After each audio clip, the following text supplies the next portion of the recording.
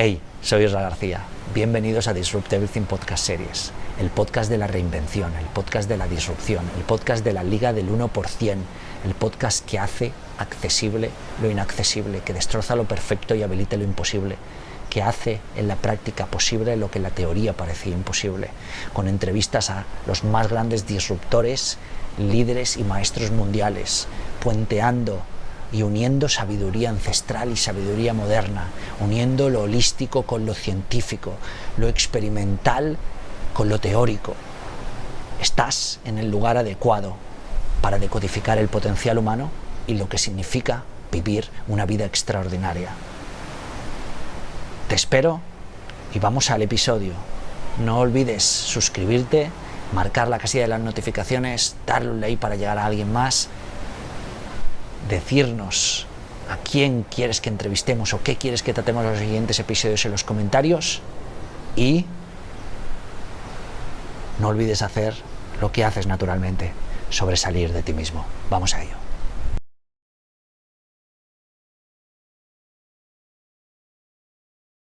Hello, my name is Kevin Kelly. I'm the Senior Maverick at Wired magazine, and I'm really glad to be here. I'm appreciative of this time.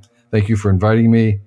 And I'd like to talk a little bit about my book, Excellent Advice for Living. Reinvent yourself. Welcome to the Disrupt Everything podcast series with Isra Garcia. The opportunity to live in a permanent state of reinvention and change as change happens. A space for human potential, action, holistic high performance, ultra productivity, experimental lifestyle, unstoppable attitude, disruptive mindset, coaching and self-discipline as a lifestyle, modern stoicism, impact marketing, connected leadership, and whatever comes next. A worthy goal for a year is to learn enough about a subject so that you can believe how ignorant you were a year earlier. This is Kevin Kelly. In this new episode, we feature an interview Kevin Kelly about the wisdom he would wish known earlier. Welcome to Disrupt Yourself and Stand Out from Yourself. This is Disrupt Everything podcast series, the 1% League, and I'm your host, Isra Garcia. And here today, Kevin Kelly. Kevin, thank you for being in Disrupt Everything podcast series, and welcome. It's my pleasure and my honor, and I'm really looking forward to this conversation. Welcome to Disrupt podcast series, the podcast of reinvention, of disruption, of ultra productivity, of high performance. This is a space for decoding the limits of human potential and what it means to live an extraordinary life. A creative project built in 2017 and designed to destroy the perfect, enable the improbable and demonstrate that in practice is possible what seems impossible in theory. A series of episodes that piece together and dissect the big keys of guests like Kevin Kelly, the top 1% of the world's biggest disruptors, leaders and teachers and masters, making that 1% accessible to the remaining 90% of us. Today, we talk about excellent advice for living. Bites that Kevin Kelly has put together in more than, if I recall well, 60 years. And it's a story that very interesting because when you go through the book, you see that it ranges from family, ideas, tools, investments, like covers all topics which we will try to cover in this interview as much as we can. And I would love to start with a great way to understand yourself is to seriously reflect on everything you find irritating in others. Kevin Kelly. Kevin Kelly is Senior Maverick in Wired magazine. He co-founded it in 1993 and served as executive editor in the first 7 years. His new book is Excellent Advice for Living, a book of 450 modern proverbs of good living.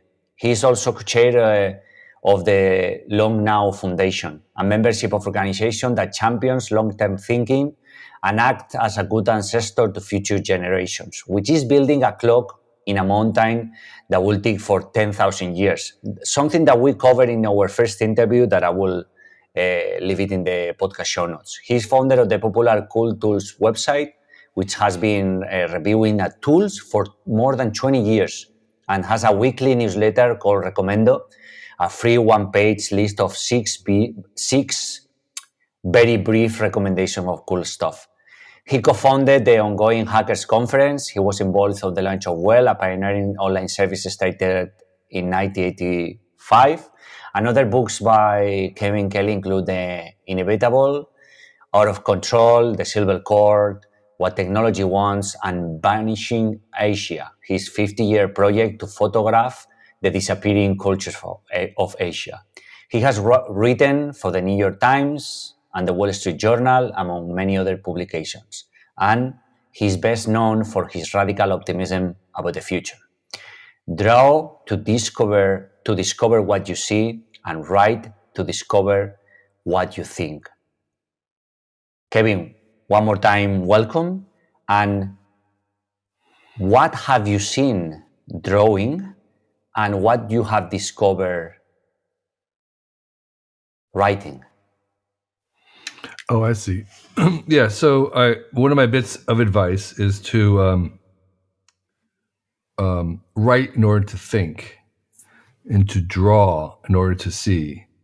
That the act of writing will actually provide you with ideas, rather than just trying to take an idea and write it down. It will give you ideas. And then drawing, painting, art will enable you to see things that you don't ordinarily see. It's not like you see them and paint them.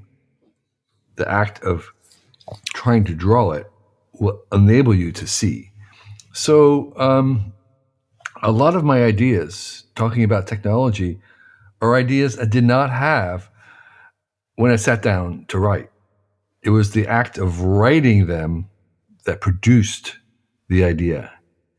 And the same thing when I sit down to paint or draw, which I do. I try to release one a day. The act of actually sitting down and drawing something will force me to look, and that looking, I see something. So the drawing, the trying to draw it, then I see it once I draw it. So this says that there's, what's the word I want? It's a way of living outside of our brain, or making our brain extend into our senses. So in order to really have ideas, we need to employ our eyes, our hands. They're very connected to our brain. They're not really separate worlds. So taking a walk is a great way to think. Taking notes with your hands is a great way to think. Using a camera, using paints is a great way to see. So we're more than just our brain. We're the brain plus the hand plus the foot plus the eye.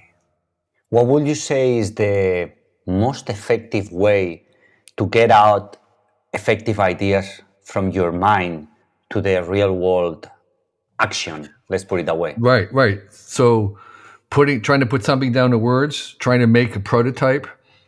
You can, if you're trying to make something physical, you could think about it for weeks, months. You might even make some drawings. That's helpful. Once you start to draw it, you can begin to make it real. But the next step is to make a prototype, make it out of cardboard, make it out of string, make it something that's very crude and fast. And that act of trying to put it into the physical world will teach you so much more than thinking about it will. So you can only go so far in thinking. And then bringing that into the world, birthing it, having interact with use, having other people try and interact with it, all those things, having someone else read your words will take it from something that's perfect in your mind to the imperfect of the real world. But the real world is imperfect. So in some ways, what you're trying to do is you want to imperfect your idea. Okay? Because initially the idea is perfect. but you want to imperfect it by making it real. And as you make it imperfect, it becomes real. I got the when I was going through the 450 bytes, I like the bytes thing. I find it so interesting that I decided to build the part of, like 70% of this interview around some of the bytes. So I will be recalling some bytes and I will ask you a question. So one of these is life lessons will be presented to you in the order they are needed. Everything you need to master the lesson is within you. Once you have truly learned a lesson, you will be presented with the next one. If you are alive, that means you have lessons to learn. Kevin Kelly. So 2 questions from here. What are the most important life lessons within you that you consider that have mastered, and what are the ones still to be mastered? I could answer the second ones. I have no idea what the ones are coming. I don't know. But the ones I have mastered, I think I have mastered gratitude, meaning that I fully understand the value and necessity and the foundation of gratitude, meaning that I think gratitude is the foundational virtue out of which all the other virtues come, from empathy to honesty, etc. And so I think I've mastered that, and therefore I can progress on to the next thing. I think I have mastered the skill or the lesson that we need to be able to change our mind, being open to changing our mind, being adaptable in that sense of learning something new, admitting that we're wrong, going on to say, I've learned something, I've changed my mind, I have progressed. So in a certain sense, to stay young, you want to keep changing your mind. And so being able to change your mind is important. And one of the lessons about learning how to change your mind is that you don't want to have your identity fixed on your opinions or on your views, because then you can't change your mind. But you want your identity to be fixed on your values and your character, which is not going to change. Okay? So if your identity is ideological and you make your identity around your ideological beliefs and opinions, then it becomes very, very hard to change, because then you're having to change your identity, which is very difficult to do. And we do it very slowly.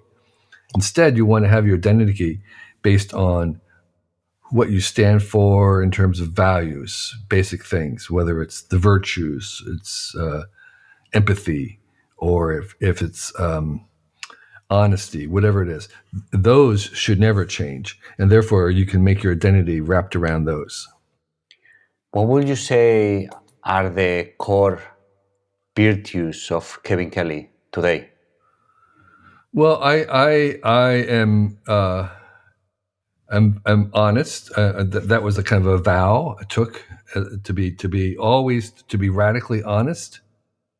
And I have learned to be consistently grateful. And I think the other virtues might be kindness, which I stress in the book. It's better to be kind than right. And that's a hard lesson to learn, but it's very, very powerful if you can arrive there. And so I feel I have learned that lesson, and now I can move on to becoming more compassionate. So what else have I learned? A lesson. I think I've learned a lesson about money. I learned that money is just fuel that will help you get to the next place, but it's not a destination. I like the bit of advice that I first heard from Walt Disney. who said, we don't make movies to make money. We make money to make movies. And that encapsulates. I don't create to make money. I make money so that I can create. So the creation is the destination. That is the goal. You just need enough money to be able to do that, not to accumulate the money. And so, I kind of as a kid, I was much more attracted to the wisest person rather than the richest person. I felt that wisdom to me is a kind of a long-term perspective. It's the perspective of the long term. It's kind of saying I have a perspective, an elevated perspective of where I'm going, and that's what I would call wise. It's understanding that you want to be focused on the long term rather than immediate what happens today. It's like the old marshmallow test. You've heard that with the kids. You give a kid, you say, here's 2 marshmallows or whatever. Here's 1 marshmallow. If you don't eat it, you can have in 5 minutes or whatever, you can have another one. And it's the ability to kind of postpone that, to take a longer view. The longer view is they're going to have a whole bag of marshmallows at the end, or going to have 1 immediately. And if you can kind of go, then you say that's a wise choice. Okay? You're taking a longer view. So I've always been attracted to that, not the richest person, but the wisest person. And how does it feel now, going that way, being there? Well, so here's the thing: is that this is a lifelong journey. This is not a destination. This is a direction. And I like to tell people, that young people especially, something I wished I'd known earlier was, don't try and be the best thing, the best in the world, the best golf player, the best chef, the best guitar player, because it's already occupied. There's already a number 1 there, and that role is very, very prescribed and already, as I said, somebody's already there, and it's very, very unlikely that you or I will have the right combination of talents and skills and life experiences to ever be in that number 1 position, which only 1 person can be in. But it's much, much easier and much better, and you'll be much happier if you aim to be the only of something, the only person doing this, the only person who can do this, the only person who would want to do this. Okay? And that thing that made you as a weird kid can make you as great as an adult if you don't lose it and you can actually pursue it and make it come deeper and truer. But that is a very high bar. That becoming the only, going in that direction is a very high bar, and it will take all your life. You will never really arrive there. I have not arrived there. Jeff Bezos has not arrived there. It takes most of your life to kind of keep going in that direction of always trying to become more fully yourself, because it's very hard for us to understand what it is. And it's particularly hard when you're young.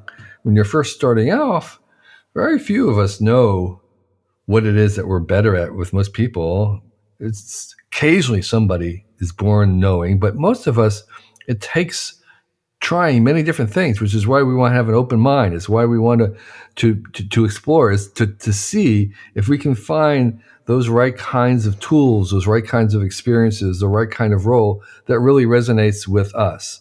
And if you look at anybody who's remarkable, if you look at their life, it's not a straight line. It's like a meandering thing full of turns and setbacks and detours, because they're on the way. It's not evident to anybody. You have to try all those things. Those are necessary. Experiment. They're absolutely necessary to get there. And so none of us have arrived. It's a direction where we keep moving in that general direction of trying to become more truly ourselves and what we do best. And having been around, again, some remarkable people, some of the richest people on the planet, I have to tell you that having $1 billion does not answer that question. Okay? Yeah, right. That's and right. actually makes it harder in many ways to answer the question. So to your listeners, I have a bit of advice. They may not want to hear it, but my advice is, if at all possible, try as hard as you can to not have $1 billion. All right? Promise me that you won't have $1 billion, okay? Because it will not help you on your journey. Why is that? Well, because it becomes a burden. It becomes a huge burden. It takes over your life. There's all these things you have to do. There's responsibilities for it. It's terrible for your children. It's very warping and distorting. It's terrible for trying to make friends. It's because people come to you for all kinds of things. You're in demand. People like you because you have a lot of money. They'll listen to you because you have a lot of money. And it's so big that you can't spend it. You literally can't spend it. And everything is free. And it distorts you on your journey to try and fully become yourself. And so I'm not saying that it necessarily will make you unhappy. I'm just saying that it is harder to find out who you are and to become that best person. And so that's why you want to avoid having $1 billion. Like the Zen, right? The middle way. Yeah. Kevin, can you name one wisdom bite that surprised you for the depth of his message and why? That surprised me? I wrote these. Exactly. One of the while you are writing the book, one that you were writing that said, "Oh, wow, that surprised me. That was something." Yeah. So that's a good question. Let's see. Something that surprised me. Well, a bit of advice that I did not expect, and this goes back to talking about money, was I came from a book, or actually there's two books. One's called Die Broke. The other one is called something about zero, trying to make a zero money. I can't remember the exact title. They're both about this same thing. Here's the bit of advice that I wrote in my words. Aim to die broke. Give to your beneficiaries before you die. It's because it's more fun and useful to them. In other words, spend it all. Your last check should go to the funeral home and it should bounce. So this is the idea of dying broke, of giving away everything before you die, rather than leaving an inheritance and having it passed on. So it's not about like not giving to your children or whatever. It's just saying do it while you're alive, because you have more control over it. It's more fun for you, and it's better for them. And rather than leaving a lot behind and letting them sort it out and have the burden of it, you want to be able to work with them and trying to make this good. And so that was something I had never thought about and didn't really, I was surprised by, and it was not something I'd heard before. And so that was kind of, die broke. That links with the next questions. Is you really don't want to be famous. Read the biography of any famous person, which is linked with what we're saying. Well, my question here is, Kevin, why everyone? The other day I listened Johnny Depp saying the problem with many of us is that we are so desperately to be us, but we cannot be. So why everyone wants to be somebody else and forgetting that they are avoiding themselves? What's your take on that? I think a lot of people want to be famous because they want to be valued. They want to be appreciated. They want to be respected. And many people struggle all their lives. They may begin perhaps in poverty with having nothing. Maybe they have very difficult personal problems that they need to overcome. And there is often a tendency to feel as if they don't count. Nobody values me. I don't count. I'm a little person. Nobody cares about me, whatever. And the solution seems to be, well, if I could become so good, whatever it is, that I become famous, then people are giving me the attention, the respect, the dignity that I crave. The problem is that that's not the solution. That fame is not the solution. I have a bit of advice, like it's better that you have 12 people who love you than 12 million people who like you.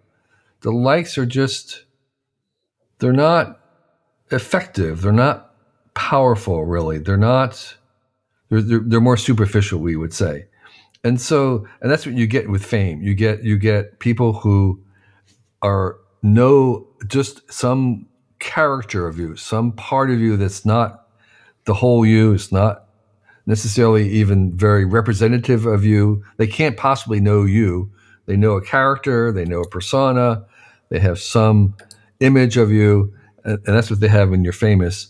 And that's not fully you, but you can't do anything about it. You have no control over it. And so it's very, very, very, very difficult to deal with that. And so I understand the craving to be recognized, to be counted, to be considered worthy, but you don't really want to aim for fame because that is going to take you far from getting that. It's not the thing. You want to. It's better, as I said, to have a small group of people give you that kind of respect and dignity that you want, rather than having millions of it, because it's not going to solve your problem. This is related with the very, very long and famous concept of the 1,000 true fans that we talking about in the last interview. That we will also post it in the podcast show notes. What are the last? When I finished reading the book, I had a question: is what are the last wisdom bits that you've got that you could not add at the book before publishing? Yeah. I have. I'm glad you asked, because I have a list of them. I have about looks like I have 30 more. We can do the second edition. Yeah, I just can't help it. I had one of them actually recently inspired by AI, artificial intelligence. And it's a little bit clunky. Part of what I do with my writing is try to take out words, to keep reducing it smaller and smaller, to make this a little bit of a mind grenade that can explode, or a little bit of a seed that can be unpacked. So this one, I haven't quite removed all the words yet, but let me read it. It says, a worthy goal in life is to become impactful without becoming predictable. That is, do things that AIs have trouble imitating.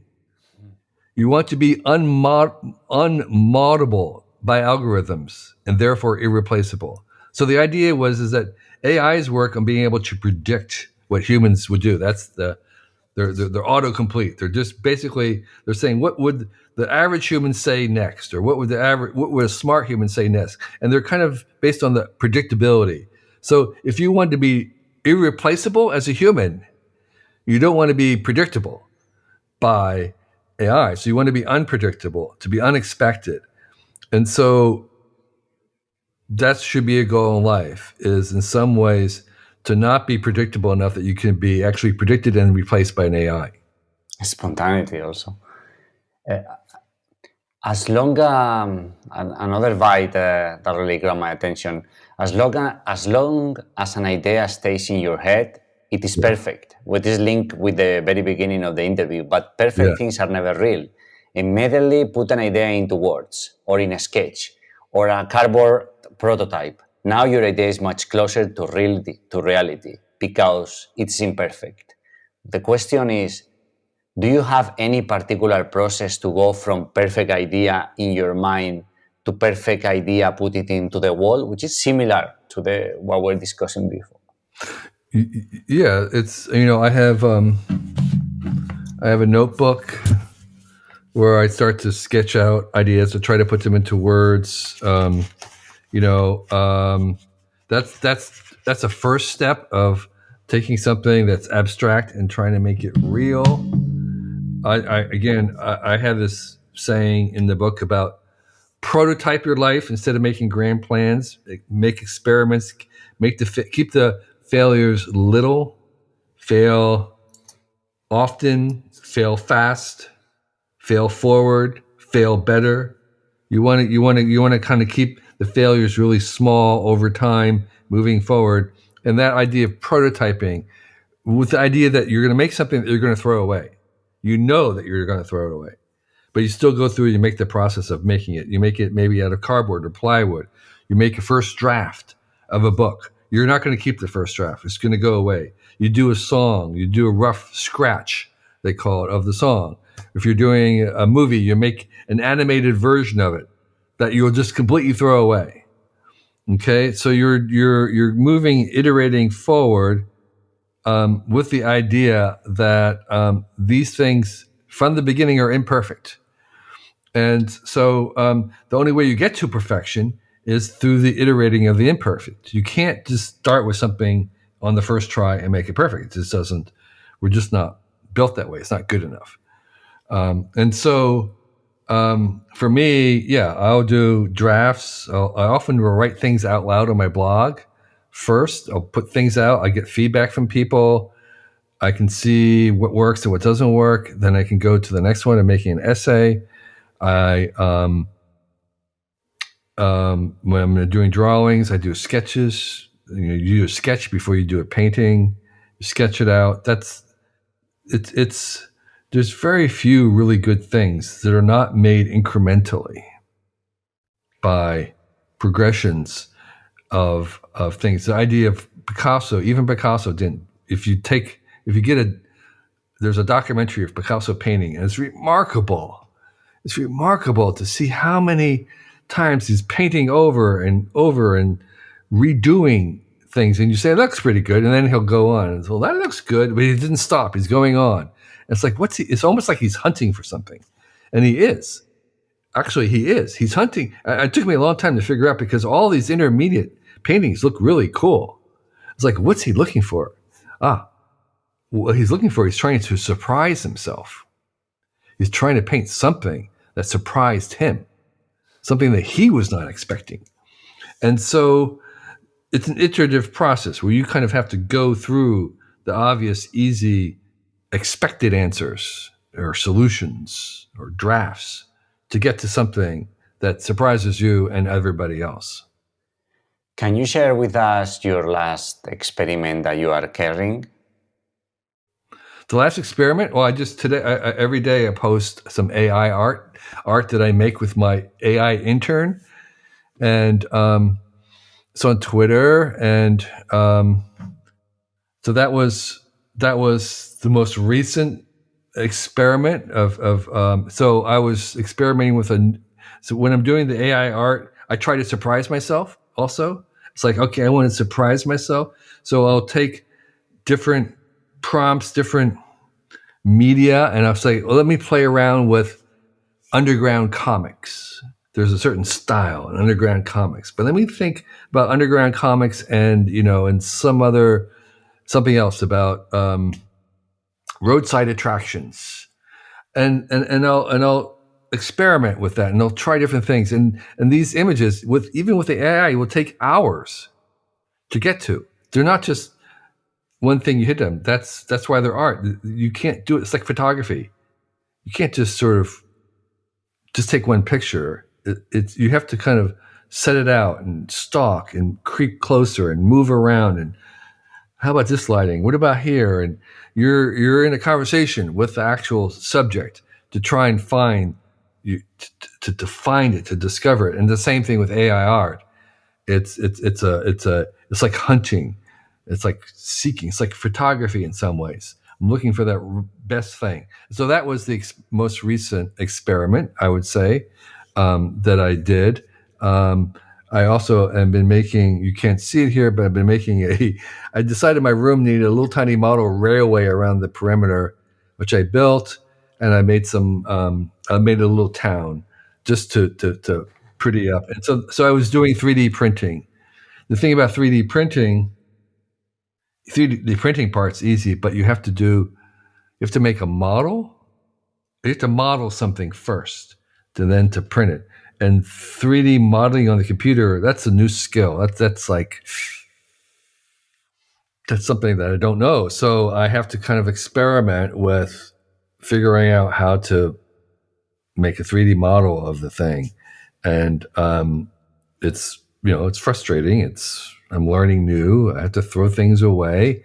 And you do that. You print something and you print it, and it's like, no, that's not what I'm thinking of. I need to go back.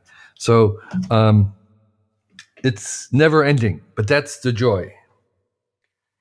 Is there any life advice, this excellent advice that you have for younger generations and for its parents? Because this is changing, and the behavior, the routines, the interests.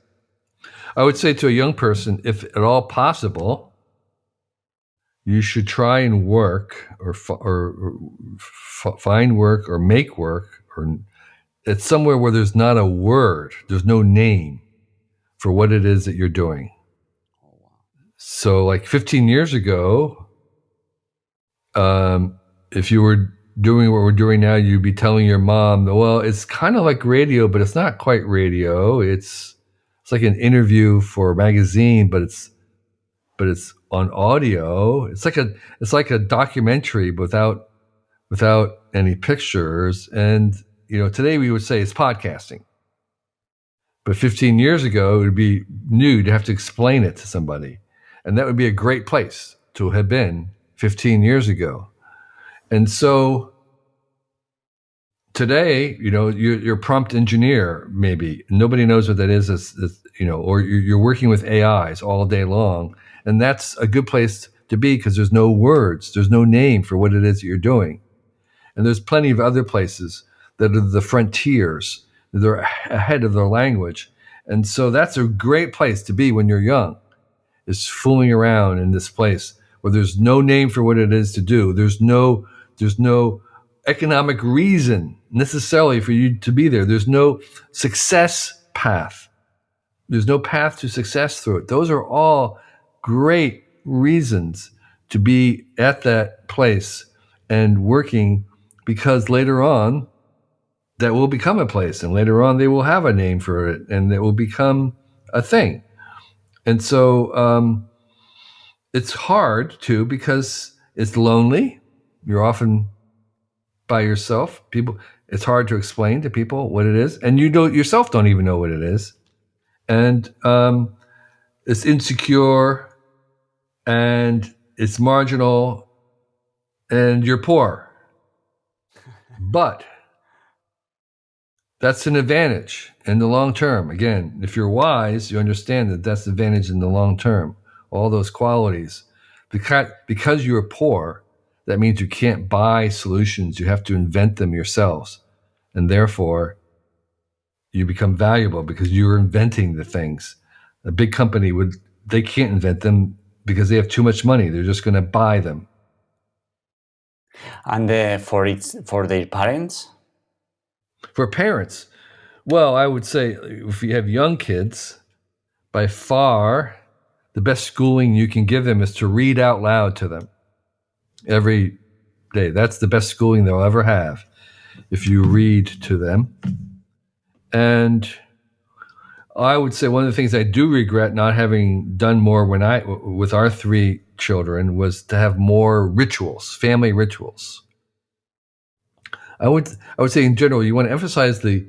You change the camera, Kevin. I'm sorry. Yeah, knocked it. Yeah. No problem. No problem. I knocked it with my Here hand. you go. I would say that was something that I kind of regret not doing with our kids, was have more family rituals, because I think the identity of a family is really important when a kid's growing up, and the rituals are even more important. And the rituals can be anything you do 3 times. 3 times in a row, it's a ritual. And it can be something as silly as cooking pancakes every Sunday morning, or doing pizza every Friday night and watching a movie, or having a birthday party with everybody wearing wigs. Whatever it is, if you do it on a regular, frequent basis, the anticipation of that from the kids is incredible. If they're anticipating it's a ritual, and what that ritual does is that they crave stability, reliability, consistency so much that in a world where things are changing all the time, they come back to these things that your family will do all the time, and they become an anchor. They become incredibly stabilizing. That whereas everything else could be changing around them, they know that there's going to be pancakes on Sunday morning, and they can rest there. And so the more rituals you do, the more it is. And as the kids, again, they seem really trivial, but as the kids get older, they take on more and more legendary proportions. Okay? And they look back on those, and again, they rest on them as an anchor of stability and reliability, knowing that, again, their lives can be difficult, things can be changing, there's disruptions and chaos, but there's pancakes on Sunday morning.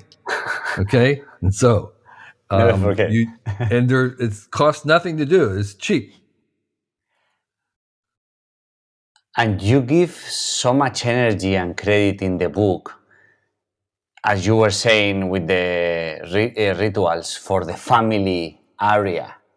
What's your take, apart from rituals, for families, generally speaking, from your own experience and living?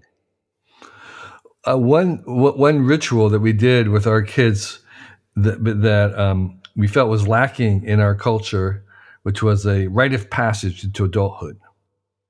So there are things like a bar mitzvah, which is one variety, and other cultures have rituals. Vision quest ceremonies that mark that. But in America, we didn't. So we invented our own, and your own family can invent them. And ours was something we did when our kids turned 21. And we had a little tiny family and small friends gathering.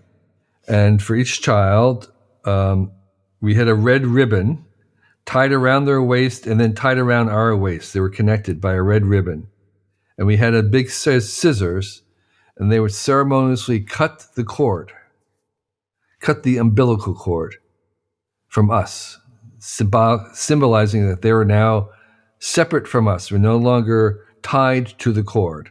And then we had the first legal drink, a toast, the first legal drink at 21. And then we gave them their last check, saying, here's a check. This is your last check. You're on your own. And then they had each of the kids had their own version of what they wanted to do. My son decided he wanted everybody to write down some wisdom on an edible paper. And then he would read the wisdom from each person and then eat it, like a communion. Oh, wow. And my other daughter, very powerful. She wanted to be baptized with her family in a hot tub in our backyard. It's like, okay. So my other daughter baked bread for everybody and then fed everybody the bread that she had baked. And so there were different rituals, but that became the mark of going into adulthood that we could celebrate and that they can remember. You were saying, like, in another bite of wisdom, it is possible that a not so smart person who communicates Yeah. well can much better than a super smart who cannot communicate well. This is good news because it is much easier to improve your communication skills than your intelligence. So the question here is, how can we improve our communication skills efficiently? Yeah. From taking from this wisdom by. Yeah. For me, what I've observed in people communicating better is it's basically working on empathy. Trying to read, what's the word I want? Trying to see what it was you're communicating from their point of view. So the great orators, the great politicians, the great communicators are able to connect with people and seemingly communicate because they are in some ways viewing the message from their point of view. They're empathetic. They're saying rather than what's my agenda in delivering it, what's the agenda of the person hearing it? What do they really want to know? What would matter to them? And it's in some ways turning it around and trying to see from the point of view of the receiver of that communication. And those that are really excellent at that have increased their skill in that form of empathy, of representing. And when I was editing Wired, one of the things that editing can do, when you're doing it well, is you represent the reader to the writer. So the writer's writing, and then you're reading it as representing the reader and responding to them, giving them the feedback to help them, saying, I don't understand this part. You need to make it clearer.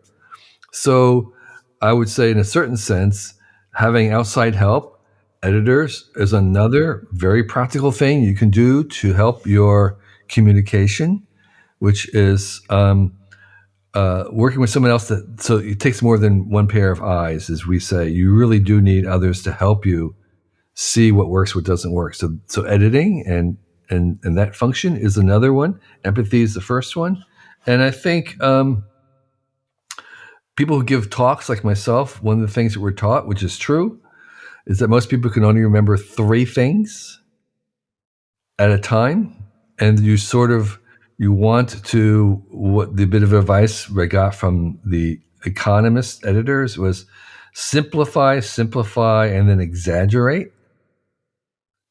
So you want to kind of keep simplifying your message, and then once you get it to the core, then you kind of expand, you enlarge that simplification, you exaggerate it. And that ability to kind of make something really super simple and then expand it is what some of the best communicators do. Kevin, can you share with us now in this moment, your top 5 life wisdom advice that you take from the book? I know it's 450, and I'm saying, Yeah. I will say, after what you said, I will say 3 before after another 5. I would say,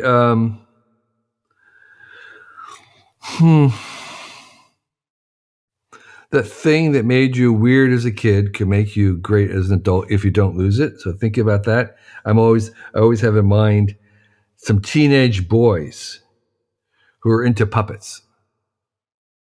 That's weird, right? Teenage boys who are doing puppets. Well, that turned out to be Jim Henson and the Muppets. He kept his weirdness. It made him great. And the guy, Kevin, I can't remember his name, Kevin Dalton, who was Elmo. He was a teenage boy into puppets. And Carol for Big Bird, the guy who became Big Bird. They were all into puppets as teenagers, and they were like really weird, but they didn't lose it. And that became their greatness later on. So that's one thing. I would say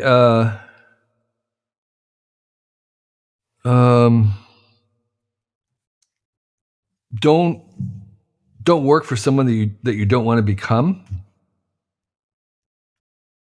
Right? Don't work for someone. Becoming is the thing. I would also say, while I talk a little bit about becoming yourself and being the best, not the only. I mean, being the only, not the best. I would emphasize that you can't truly become yourself by yourself. You actually need, this is a paradox.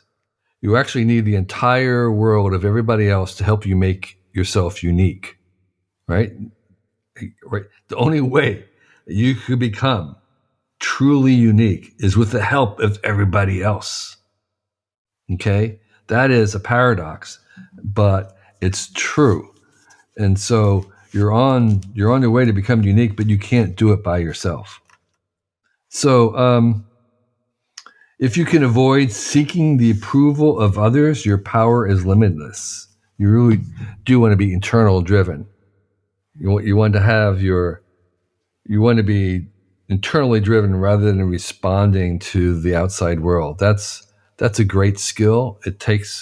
Some people find it easier to do than others, but the thing that I know from being around the world, being among the poorest people of the world and among the richest people of the world, is that we all start at different levels unfairly, but we can all get better, improved in everything. And so that kind of confidence that you might have, it's going to vary from everybody to everybody in terms of what's naturally given to you, but you can always improve it. And so what habits are about is trying to improve the things, no matter where it is that we start. And whether it's confidence or gratitude or empathy, whether it's being confident or not, those are all skills and habits that we can get better at. We head into the last questions, and I wanted to ask you, what's been the process of synthesizing more than 60 years of life in a small, direct, and self-explanatory keys that you have extracted from your own life? I'm not sure I understand that exactly. Could you repeat that one more time? How has been, or what's been the process for you of synthesizing more than 60 years of life in a small, direct, and self-explanatory keys that you have extracted from your own life? Yeah.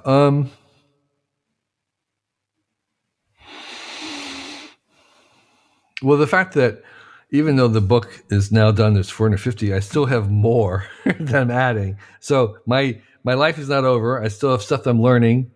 There's still, I still have lessons ahead of me. That's something that I've taken away. And secondly,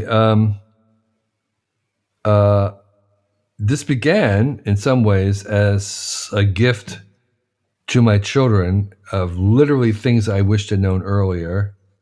And I would say the act of writing them down was actually beneficial to me as well.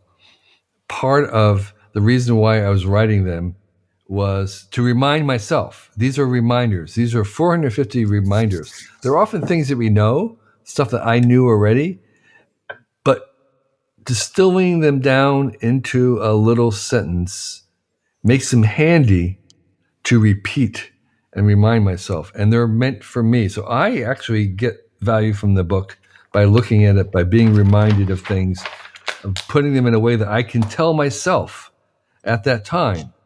It's always better to be kind than right. I have to tell myself that, right? You want to be easy to praise and slow to criticize publicly. Praise in public, criticize in private. I tell myself that. When somebody says something crazy or stupid on the internet, it's like, oh, no. Slow down. All right. Okay. Publicly praise.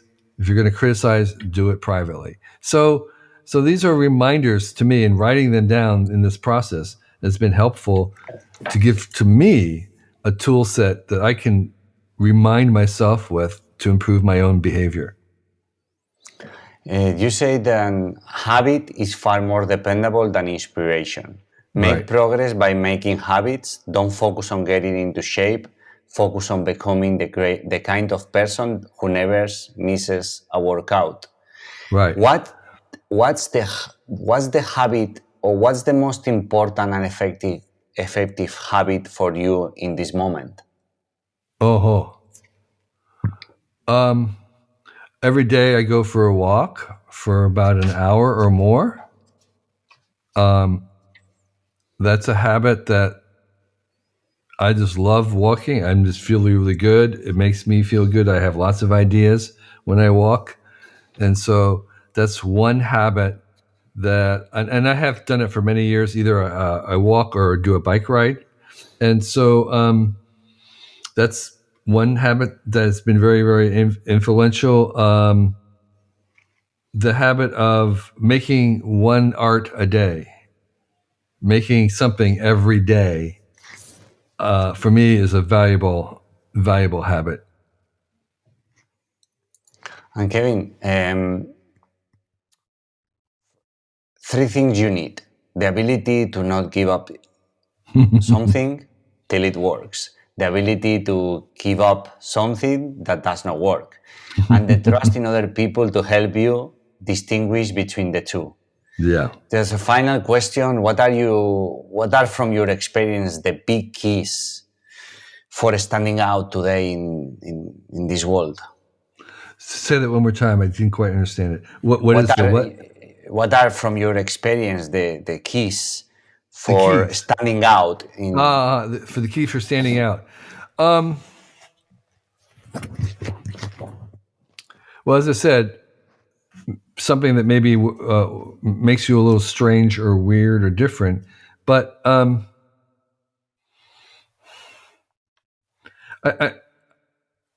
think it's an interesting question. I think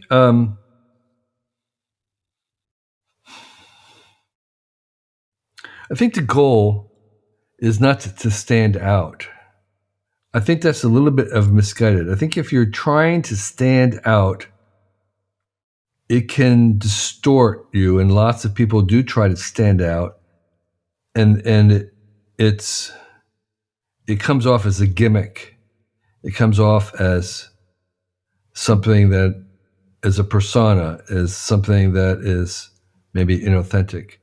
I think you really want to strive to be the truest you, to be only and only you, to really try and find what it is that is among your unique combination of talents and abilities and life experiences that enables you to do something. And the byproduct of that will be you'll stand out. But that's not really the goal. It's sort of like, if you are really truly you, you're likely to be successful. You're likely to be unique and well regarded. But that's not the goal. The goal is to be you. And so if you're kind of more focused on the symptoms or whatever by trying to be famous or trying to be standing out. And so I think you kind of want to aim to understanding yourself, to trying to discover what your unique talents are, what you do best at, what you find easy that other people find hard. And from that, you'll be able to stand out. the final bite you want to share with us, and a question to the listeners? Yeah, a question to the listeners is a really good thing to worry about is what am I wrong about? Because it's very, very clear that I will be wrong about many things that I believe. I don't know what they are, but I would like to try and change my mind about them if I can. You and you and you and you are wrong about something. And a question you want to be ask yourself is, what am I wrong about? Thank you so much, Kevin. Where people can find your book and can get more information about you? Right. So the book is Excellent Advice for Living. Bookstores should have it. Amazon, of course, has it. If you want more of me, it's at my initials, kk.org. So It's very simple, just my initials, KK. And I'm Kevin2, the number 2 Kelly, Kevin2 Kelly on the socials, where I post my art. We will be sharing this in the podcast show notes. Godspeed, and we will stay in touch for next projects and Sure. keep inspiring us. And thank you for sharing your moment.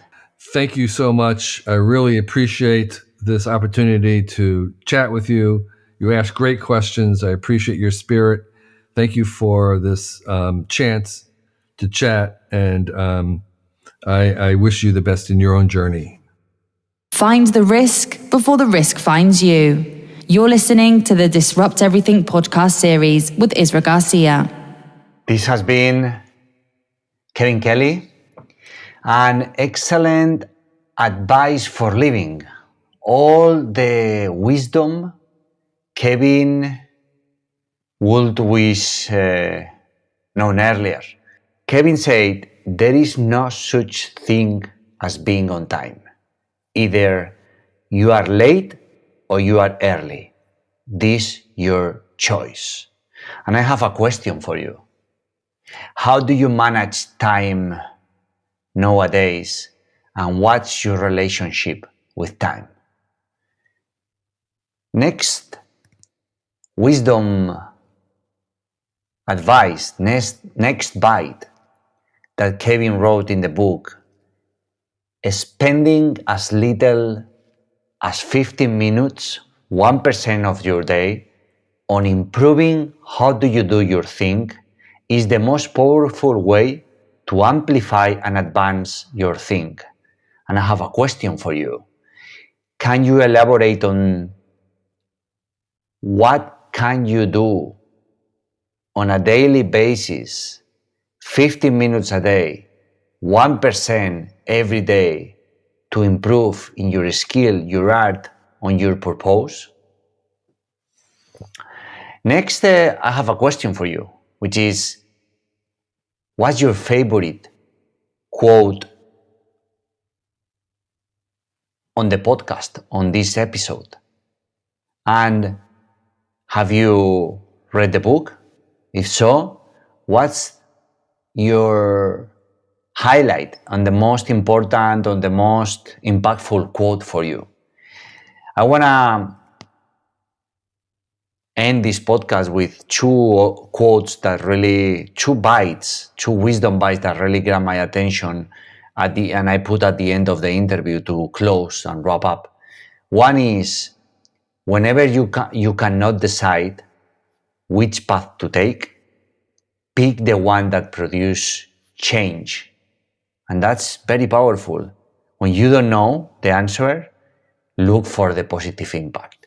And the second one is what Kevin already shared with us, is aim to die broke. Give to your beneficiaries before you die. It's more fun and useful to them. Spend it all. Your last check should go to the funeral. And it should bounce. Aim to die broke. This has been Kevin Kelly for Disrupt Everything podcast series. His second appearance, his second interview. First is how to learn on how not to be the best, but how to be the only one. And I will share the interview in the podcast show notes, and this second interview about his last book, like 450 bytes on life wisdom in every topic that covers what means to be alive. As you have seen in the interview, you have any question for Kevin, for me, you can leave it in the comments.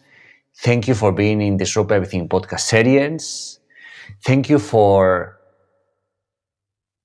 being part of this 1%. Thank you for choosing going beyond your limits. And unblocking and unlocking your human potential, your unlimited and infinite human potential.